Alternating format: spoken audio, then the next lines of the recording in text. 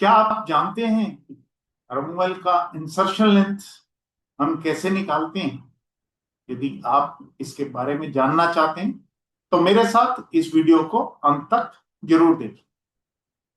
अभी हम अपने एक्चुअल टॉपिक पे आते हैं कि जो हमें इंसर्शन लेंथ है वो कैसे कैलकुलेट करते हैं। तो उसके लिए ये हमारा एक मैंने आपको फोटोग्राफ दिखाया है। इसमें जो ये है, ये वाला पोर्शन जो है, ये हमारी पाइप है। ये पाइप का आउटर डाया है, ये पाइप का इनर डाया है, और ये हमारी पाइप की जो हम वॉल थिकनेस हम कह सकते हैं कि जो ओडी माइनस आईडी जो रहता है पाइप का, ओडी माइनस पाइप का आईडी, ये हमारी वॉल थिकनेस कहलाती है। अभी ये हम देख रहे हैं कि हमारा जो थर्मोवेल है वो यहां तक इंसर्ट हो रखा है, और ये पाइपलाइन के अंदर यहां से और ये यहां तक इंसर्ट हो रखा है। तो जो हमारी इमर्सन लेंथ है, जिसे हम ई भी कहते हैं, वो हो गई हमारी ये। अगर हम इंसर्शन लेंथ की बात करें तो इंसर्शन लेंथ हमारी यू से शो करते हैं, और वो हमारी प्रोसेस कनेक्शन के नीचे की लेंथ होती है। तो ये हमारा प्रोसेस कनेक्शन यहां तक है, और उसके नीचे की जो लेंथ है ये यहां से और ये यहां तक, ये वाली जो लेंथ है यहां से लेके और यहां तक की जो लेंथ है, ये हमारी वेल इंसर्शन लेंथ कहलाती है। ये जैसा कि मैंने आपको बताया था कि ये सॉकेट की जो हाइट है वो यहां से हमने वेल्ड कर रखा है।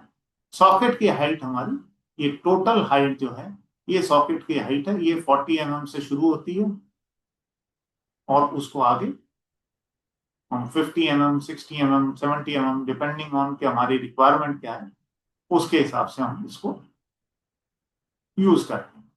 ये हमारा जो ऊपर का लेंथ है, वेल के ऊपर का जो लेंथ है, जो प्रोसेस थ्रेड के और ऊपर का लेंथ है, ये हमारा वेल की एक्सटेंशन लेंथ कहलाती है। इसको हम नॉर्मली टी से शो करते हैं। ये टी जो है मिनिमम, हम कुछ लोग इसको 40 mm भी लेते हैं, मैं इसको रिकमेंड करता हूं कि मिनिमम ये जो है, ये मैं ये कहूं कि ये ग्रेटर देन 50 mm या ग्रेटर देन और इक्वल टू 50 mm होनी चाहिए। इसमें से हमारा कुछ जो पोर्शन है वो थ्रेड का पोर्शन निकल जाता है, जो हमारा प्रोसेस कनेक्शन का पोर्शन है, और उसके ऊपर हमारा ये पोर्शन जो है वो है हमारा। अगर हम थ्रेड्स की बात करें तो 13 से 16 mm के बीच में नॉर्मली हमारे थ्रेड्स रहते हैं। तो उसके बाद का जो पोर्शन है, ये यहाँ पे थोड़ा तो इसको गैप देने के लिए हमें करना पड़ेगा, और उसके ऊपर का ये पोर्शन है, ये फीमेल थ्रेडिंग बनाने के लिए भी हमें पोर्शन देना पड़ेगा। तो ये टी लेंथ जो है ये हम नॉर्मली 50 mm या उससे ज्यादा रखते हैं।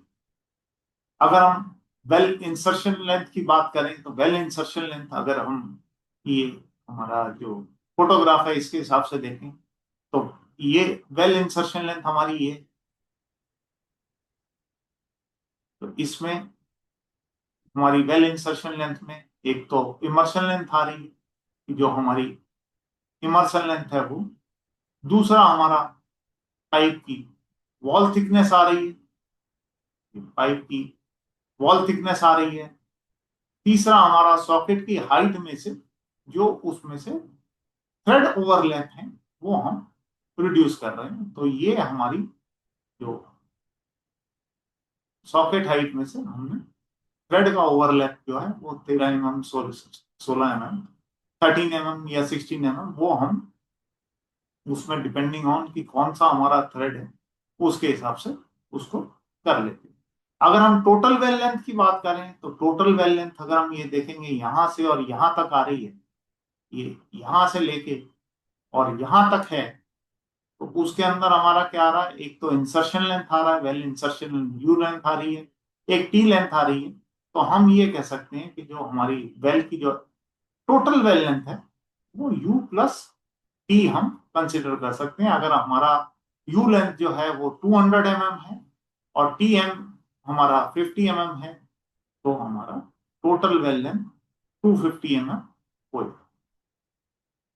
अगर मैं कहूं कि हमारा, सपोज करो कि ये हमारी जो पाइप है ये हमारी 200 mm डाया की पाइप है और उसमें से हमने इसमें सपोज करो 70% हमने इंसर्ट कर दिया, तो 200 का जो, अगर मैं ये लेके चलता हूं कि आईडी जो है वो 200 mm था यहां से, और हमारा यहां तक का जो आईडी है ये 200 mm है।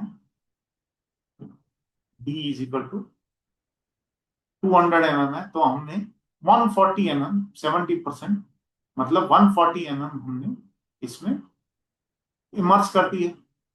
अभी हमारी सपोज करो पाइप की जो वॉल थिकनेस है वो 10 mm थी, तो हमने 10 mm ऐड कर दिया। और जो हमारा सॉकेट की हाइट है वो सपोज करो 50 mm है, तो हमने 50 mm वो ऐड कर दिया और उसमें से हमने, मैं कहता हूं कि 15 mm हमने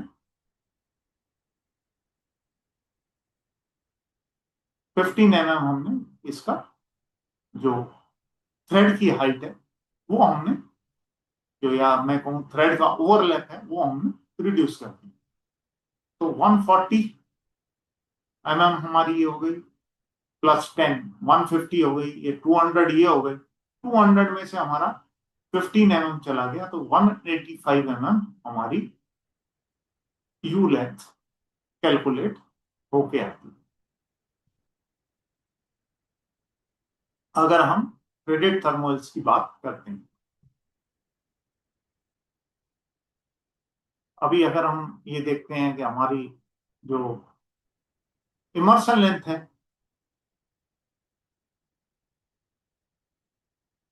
वो 300 mm है। हमारी जो वॉल थिकनेस है वो हमारी सपोज करो 15 mm है। हमारा जो नोजल स्टैंड जो हमारी सॉकेट हाइट है वो हमारी 60 mm। तो अब हमें क्या निकालना है, जो पहले तो ये देखना है कि हमारी थ्रेड ओवरलैप कितना है, वो हम सपोज करो पकड़ के चलते हैं 15। ये सारी लेंथ जो है वो mm में है। अब हमें अपना यू लेंथ निकालना है, तो यू लेंथ मैंने आपको बताया था कि हमारी जो इमर्सन लेंथ है वो हो गई, उसके ऊपर हमने 15 mm वॉल थिकनेस कर दिया। उसके बाद हमने जो सॉकेट की हाइट थी वो कर दी, और उसमें से 15 mm जो है हमने जो थ्रेड ओवरलैप था वो माइनस कर दिया। तो हमारी यू लेंथ कितनी आई, ये 360 mm हमारी यू लेंथ हमें रखनी पड़ेगी।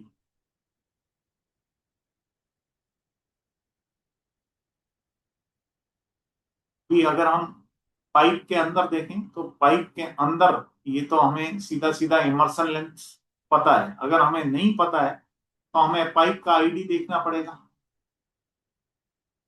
और पाइप के आईडी में हम ये देख लेते हैं कि हम पाइप के आईडी में हम ये देख लेते हैं कि हम 50 से और 70% तक उसको थर्मोइल को इमर्स करते हैं। मैं ये कहता हूं आप ऐसा पकड़ लो कि हम 60% इमर्स करेंगे, ताकि जो थ्रेड ओवरलैप का है वो प्लस माइनस हमारा हो सके। तो अगर हमारा पाइप का आईडी जो है वो 400 mm है,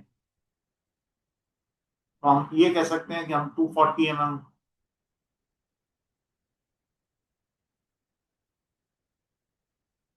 इमर्स करेंगे। ई लेंथ हमारी 240 हो गई। अभी उसमें वॉल थिकनेस हम देख लेंगे कि हमारी वॉल थिकनेस कितनी है। सपोज करो यहाँ पे हमारी वॉल थिकनेस 20 mm थी, या 25 mm थी, या 30 mm थी, जितनी भी थी वो हमने देख ली वॉल थिकनेस। वॉल थिकनेस के बाद में हमारी सॉकेट देख लिया हमने, सॉकेट की हमारी कितनी लेंथ है, या मैं ये कहूँ सॉकेट की कितनी हाइट है, तो वो हम पकड़ लेते हैं कि सपोज करो 50 mm है। हमारा ओवरलैप कितना है? ओवरलैप हमारा, मैं कहता हूं आप 13 mm पकड़ लो। तो हमारी जो यू लेंथ है वो हमारी निकल आएगी 240 +20 +50 +30। ये हमारा हो गया 260 और 50, 310 में से 300 और 297। हम इसको टोटल 300 पकड़ के चल लेंगे।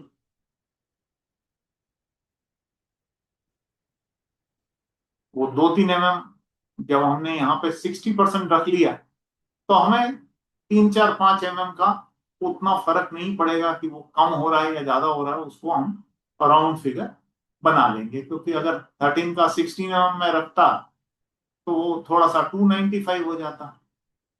50% अगर मैं इमर्स करता तो वो 200 mm होता, 240 नहीं होता। तो वो हमारा जो 70% रखता तो 280 mm हो जाता। तो हमारे पास 40 mm का मार्जिन है। 5-10 mm अगर हम ऊपर नीचे कर भी लेते हैं तो उसमें कोई फर्क नहीं पड़ता। और इसलिए लोग जो हैं, कुछ लोग जो हैं, जहाँ वो बताएंगे कि जो हमारी यू लेंथ है, वो यू लेंथ जो पकड़ते हैं वो पकड़ते हैं कि हमारा जो इमर्सल लेंथ है वो कितनी है। वॉल थिकनेस वो कवर ही नहीं करते, क्योंकि वो 15-20 mm का है। और अगर हमारी पाइपलाइन बड़ी है तो वो 15-20 mm, हम देख रहे हैं कि 10 mm 15 mm में वो 40 mm का फर्क पड़ जाता है। तो वो ई लेंथ जो है वो 60% पकड़ के वॉल थिकनेस पकड़ते ही नहीं, और टोटल टोटल जो सॉकेट की हाइट है वही पकड़ के उसको चल लेते हैं। अगर मैं ये सेम केस ये पकड़ूं तो ये हमारा आ गया 60%, 240 mm आ गया, प्लस उसमें 50 जोड़ दिया, तो ये 290 mm पकड़ के वो चल लेते।